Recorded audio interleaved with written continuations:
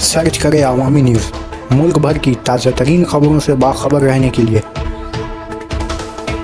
Subscribe करें हमारे channel को और बेल आइकन ज़रूर दबाएं।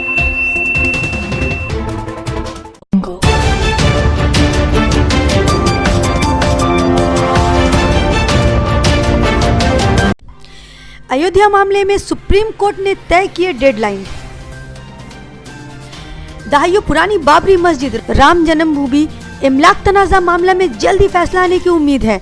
हिंदू फरीक की समाअत के बाद अब मुस्लिम फरीक की बहस भी पूरी होने वाली है। बताया जा रहा है कि 18 अक्टूबर तक अयोध्या मामले की समाअत पूरी हो सकती है और जल्द इस पर कोई बड़ा फैसला आ सकता है।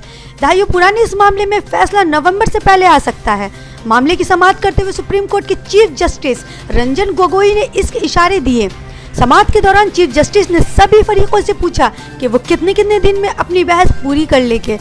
आईनी बेंच की सदारत कर रहे चीफ जस्टिस रंजन गोगोई ने कहा कि अगर एक बार सभी फरीक ये बता दें कि वो कितना वक्त लेंगे तो हमें भी पता चल जाएगा कि फैसला लिखने के लिए कितना वक्त मिलेगा। बता दें कि चीफ जस्टिस रंजन गोगोई इस साल 17 नवंबर को रिटायर हो रहे हैं, इसलिए आईनी बेंच दहाइयों पुराने इस तनाज़ा पर इससे पहले फैसला सुना सकती हैं। अयोध्या मामले की यौम समाअत 6 सितंबर से शुरू हुई थी। पहले नरमोई अखाड़ा की जानिब से दलीलें पेश की गई थी। इसके बाद रामलाल और राम जन्मभूमि पुनरुद्धार समिति ने दलीलें पेश की। हिंदू फरीक की दलीलें पूरे होने के बाद मुस्लिम फरीक की जानिब से दलीलें देनी शुरू हुई।